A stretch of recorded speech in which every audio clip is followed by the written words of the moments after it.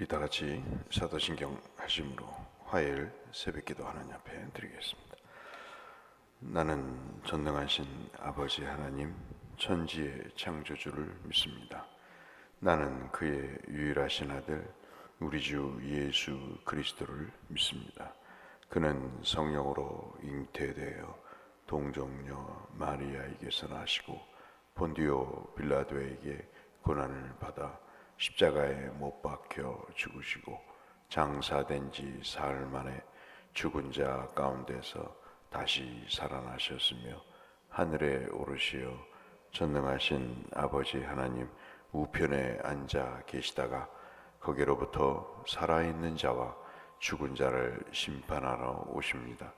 나는 성령을 믿으며 거룩한 공교회와 성도의 교제와 죄를 용서받는 것과 몸의 부활과 영생을 믿습니다. 아멘. 528장 찬송하겠습니다.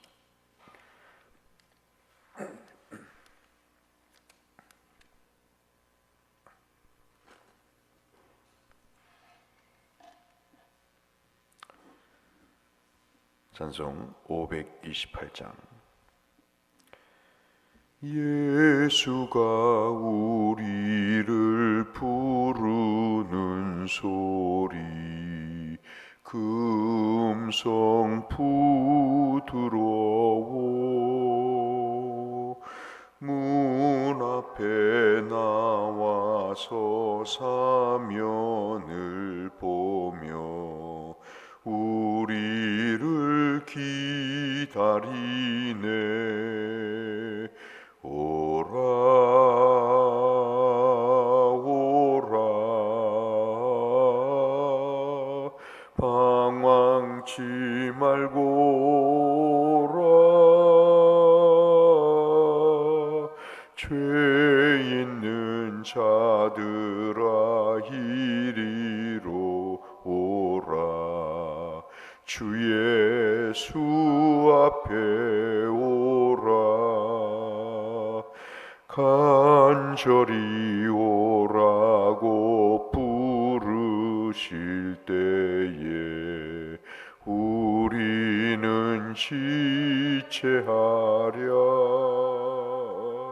주님의 은혜를 외하니 받고 못 들은 채 하려나.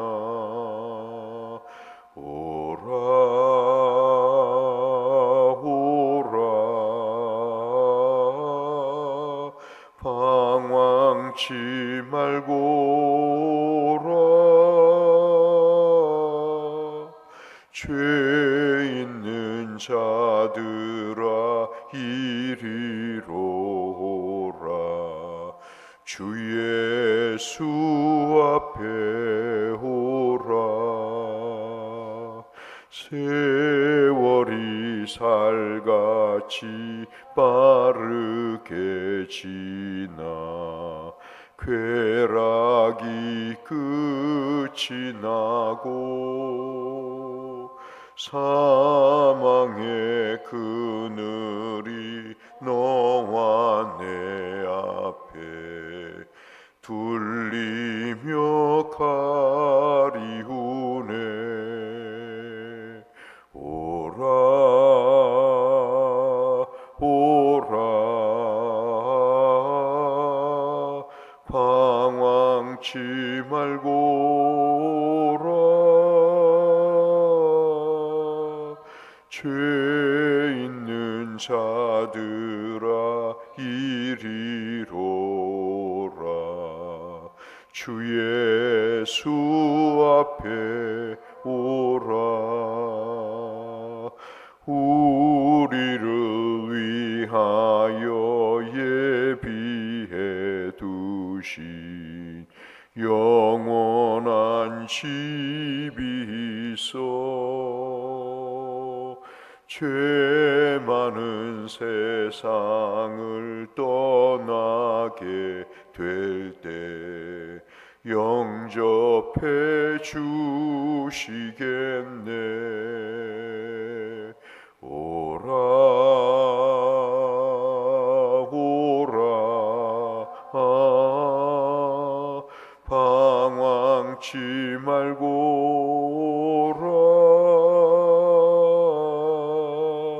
죄 있는 자들아 이리로 오라. 주 예수 앞에 오라. 아멘. 오늘은 요엘서 1장 말씀을 함께 보겠습니다.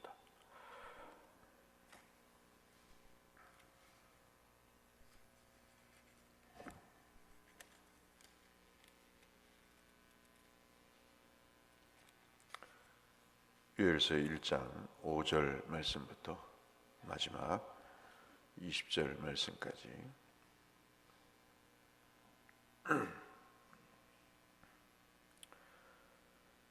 요엘서 1장 5절에서 20절 역시 교독하겠습니다.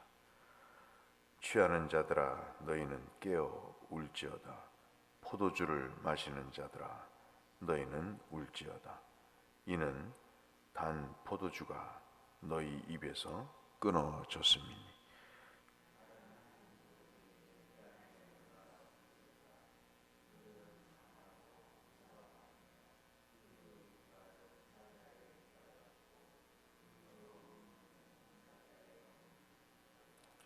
그들이 내 포도주를 멸하며 내 무화과 나무를 긁어 말갛게 벗겨서 버리니 그 모든 가지가 하얗게 되었도다.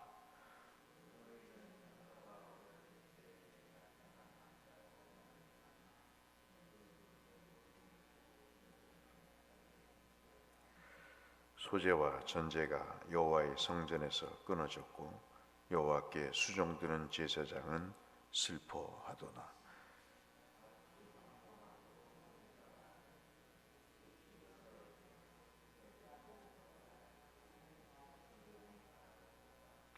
농부들아 너희는 부끄러워할지어다.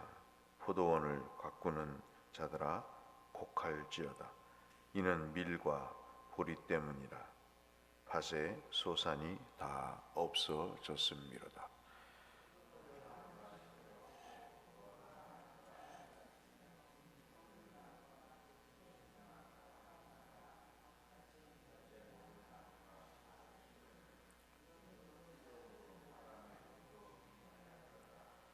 제사장들아 너희는 굵은 배로 동이고 슬퍼 울지어다. 제단에 수종드는 자들아 너희는 울지어다. 내 하나님께 수종드는 자들아 너희는 와서 굵은 베옷을 입고 밤이 새도록 누울지어다. 이는 소재와 전제를 너희 하나님의 성전에 드리지 못함이로다.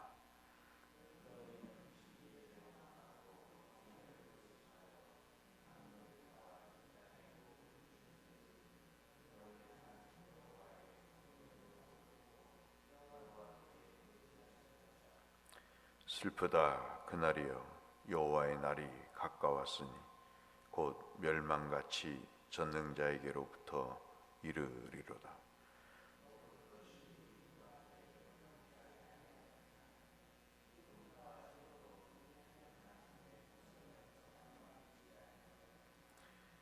씨가 흙덩이 아래에서 썩어졌고 창고가 비었고 곡간이 무너졌으니 이는 곡식이 시들었음이로다.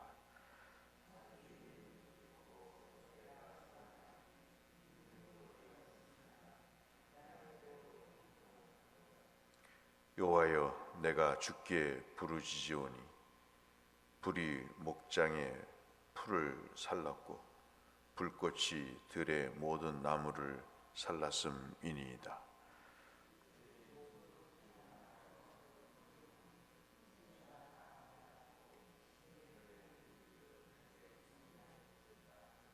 아멘. 요엘서는 여러분이 너무나 잘 아시는 말씀이기 때문에 잘 그 의미가 어떤 것인가를 아실 거라 이렇게 생각이 됩니다. 1절을 우리가 1절에 보면 1장 1절에 보면 부두엘의 아들 요엘에게 임한 여호와의 말씀이다 그렇게 되어 있습니다. 부두엘이라고 하는 이 사람의 이름 자체가 참으로 의미가 있는 말씀이죠. 부두엘이라고 하는 그 아들이 하나님은 여호와시다라고 하는, 여호와는 하나님이시다 하는 이 아들 요엘을 낳을 정도, 그리고 그 이름을 붙일 정도면 그의 믿음과 그리고 그의 하나님에 대한 사랑이 정말 간절하고 그리고 깊은 분이라는 것을 알 수 있습니다. 이러한 아들을 낳고 기르면서 그 시대에 그가 삶을 살면서 부딪혔던 현실, 그 현실을 아들을 통해서 다시 한번 확인하게 되고, 그 아들 요엘이 말하는 그 두 가지의 중요한 내용들을 보면서 아버지인 부두엘도 굉장히 기도를 많이 했을 것이다, 그런 생각을 해보게 됩니다. 요엘이라는 이름 자체가 여호와는 하나님이시다, 뭐 그게 특별할 것이 없지 않습니까? 그런데 이 여호와는 하나님이시다 하는 것은 무슨 의미냐면 내 삶에서 작용하시는 하나님인 거죠. 그러니까 나는 하나님을 믿는다는 그런 것과, 주일날에도 설교를 드렸습니다마는 내가 삶을 살면서 하나님을 경험한다는 것은 완전히 다른 이야기입니다. 저도 이제 그 신학교의 교수들을 여러 명 알고 또 토론도 하고 그리고 뭐 사석에서 이야기도 해보지만은 들어보면 두 종류의 사람이에요. 하나는 하나님을 전혀 경험하지도 못한 채 하나님을 이야기하는 사람이 있어요, 지식적으로. 또 어떤 사람은 정말 하나님에 대한 지식이 충만하기도 하지만 또 한편으로는 하나님에 대한 체험적 고백을 하는 사람이 있습니다. 이것은 천양지차인 것이죠. 그렇기 때문에 요엘이라고 하는 것은 여호와는 하나님이시다라는 뜻이지만 내 삶 속에서 하나님이 당신의 사랑과 뜻과 그리고 의도를 가지고 한 개인이나 또는 단체, 공동체에 하나님이 주권적으로 은혜를 베푸신다 하는 그런 의미가 되는 거죠.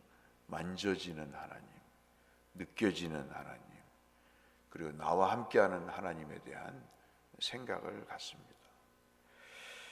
우리가 참 요엘서를 읽으면서 살펴볼 시간도 그렇게 많지가 않습니다만은 1장 내용에 보면 1장뿐만 아니라 나머지 장도 마찬가지입니다는 여호와의 날입니다. 어느덧 살다 보면 생일이 오죠. 어느덧 살다 보면 졸업의 날도 오고 또 어떤 삶을 마감해야 되는 그런 날도 옵니다. 그런데 요엘은 우리에게 이야기하죠. 하나님의 뜻과 하나님의 주권적인 섭리대로 살다 보면 여호와의 날이 온다 하는 것입니다. 그 날은 믿는 자에게는 하나님의 구원의 날이요, 믿지 않는 자에게는 심판의 날이다 하는 것입니다. 훅 시간이 지나 보니까 벌써 늙어 있어요. 정말 열심히 살아온 것 같지만 살아와 보니까 하나님 앞에 부끄러운 게 한두 가지가 아닌 거죠. 그래서 요엘 선지자가 이야기를 합니다. 살아있는 동안 여호와의 날을 생각하며 살라 그럽니다. 이제는 즐거움이 없어지고 곡하는 일만 생기고 심지어는 짐승까지 허덕이는 그런 때가 올 것이다. 여러분 1장을 읽어보셔서 아시겠습니다마는 벌써 4절까지 보면 무슨 메뚜기의 재앙부터 시작을 해서 이제는 포도주도 없어지고 곡식도 메말라 버리고 무화과도 포도도 없어져 버리고 온 풀은 불타버리고 그로 인해서 제사는 못 드려서 제사장들은 엉망의 삶을 살고 그리고 짐승들까지 먹을 것이 없어서 헐떡거리는 그런 총체적인 어려움이 있다. 우리가 신앙생활을 하면서 기도해야 될 내용은 뭐냐면요, 나이가 들수록 나와 주변을 보는 시각입니다. 이거는 굉장히 중요한 내용이에요. 왜냐하면 우리가 종말론적인 삶을 살기 때문입니다. 종말론적인 삶이라는 것은 예수께서 오셔서 우리의 삶을 정리하시고 우리를 인생을 마감하실 때 그때가 있다는 이야기죠. 그때는 누구도 숨길 수가 없고 어떠한 일도 감출 수가 없습니다. 그것은 누구에게도 변호해 달라고 이야기할 수 없고 이재명 씨처럼 최고의 변호사를 동원해서 빠져나갈 구멍을 찾을 수도 없는 상황입니다. 그러니 늘 말씀드렸다시피 지금 하루하루의 삶이 쌓여서 우리의 인생을 결정을 하듯 그 인생의 결정의 날이 이제는 최종적인 때가 오는 그 상황에 있으니 이 1장의 암울한 이야기를 하면서도 14절의 말씀을 우리가 꼭 기억해야 된다 하는 것입니다. 이렇게 모든 삶의 영역이 즐거움도 기쁨도 사라지고 탄식과 곡하는 것과 부르짖는 거죠. 그리고 우는 거죠. 그리고 헐떡거리는 것만 있으니 어떻게 해야 되느냐 하는 것입니다. 그래서 14절 말씀만 보고 우리가 기도의 제목을 삼고자 합니다. 여러분 14절 말씀을 보면서 한번 우리의 마음을 정리하고 기도 제목을 삼으시죠. 14절 같이 읽겠습니다. 너희는 금식일을 정하고 성회를 소집하여 장로들과 이 땅의 모든 주민들을 너희 하나님 여호와의 성전으로 모으고 여호와께 부르짖을지어다. 우리는 모으고 있습니까? 그리고 부르짖고 있습니까? 제가 어떤 분에게도 그런 얘기를 했어요. 그 나이가 됐으면 여호와를 생각할 줄 알아야 됩니다. 그리고 부르짖어야 됩니다. 여러분 인생의 마감 시간이 오는 소리가 들리잖아요. 예수가 우리를 부르는 소리가 들립니다. 60밖에 안 된 저에게도 들려요. 제 친구들의 3분의 2가 죽었습니다. 그런 삶의 내용들을 보면서 뭔가 다가온다는 느낌이 들지 않습니까? 여전히 농협의 이자를 먹고 월세를 받고 투자한 주식의 이익을 얻고 살지만 그것이 내 삶을 담보하지 못한다는 걸 잘 알잖아요. 아무리 좋은 것 먹고 헬스장에 가서 몸을 근력을 키워도 근육이 감소된다는 것을 느끼잖아요. 그러면 우리가 뭘 해야 될까 하는 것입니다. 저는 여러분에게 부탁드리고 싶은 것이 있어요. 이 14절의 말씀입니다. 정말 우리 자신을 돌아보고 그리고 내 자신을 하나님께 비추어 봐서 지금 내가 가야 될 길을 가고 있는가? 내 시선이 머무는 곳이 하나님이 기뻐하시는 곳인가? 정말 나는 목사로, 장로로, 권사로, 집사로 내 자신과 내 주변 사람들에게 금식일을 선포하자 이야기하면서 모든 사람들을 성전으로 모아서 교회로 모아서 여호와께 부르짖자고 이야기하는 거야.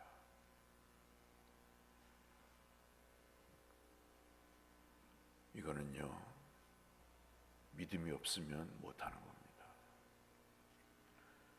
운동권과 조국을 살아가는 사람들의 차이가 뭔지 아십니까? 목소리만 큰 거와 마음소리가 큰 거의 차이입니다. 목소리만 크면 데모를 하고 마음소리가 크면 걱정을 하는 거죠. 기도를 하는 것입니다. 그리고 권면을 하는 것입니다.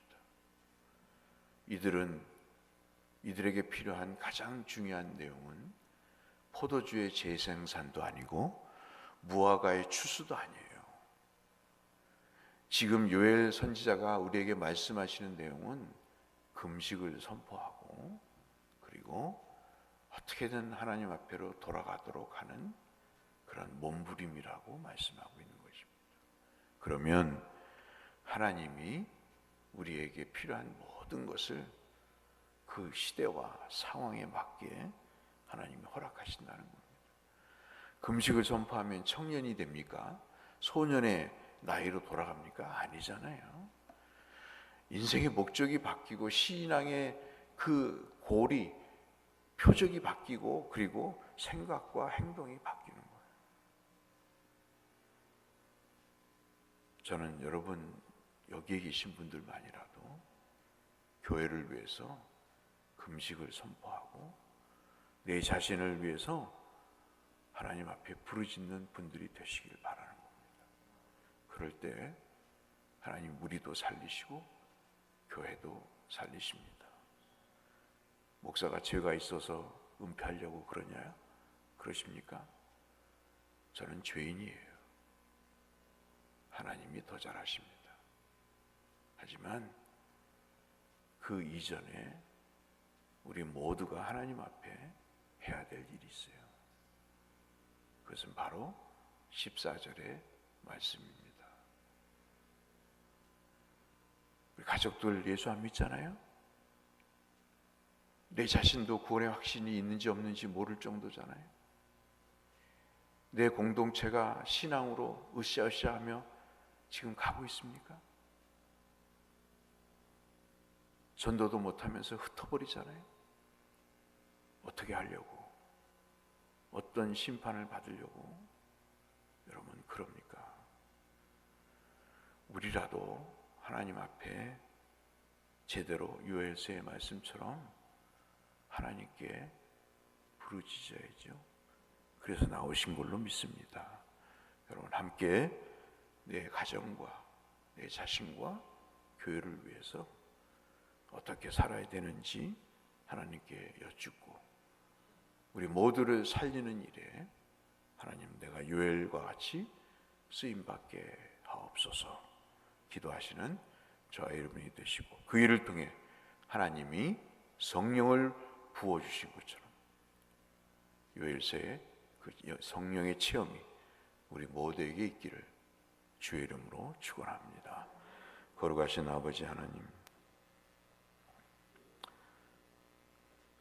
우리의 할 일이 정말 오늘 새벽 기도의 제목처럼 중심으로 드리는 기도, 참회의 마음으로 중심을 실어서 드리는 기도가 아닌가 싶습니다. 오늘 이 새벽에 하나님 앞에 기도드리는 모든 분들의 기도를 통해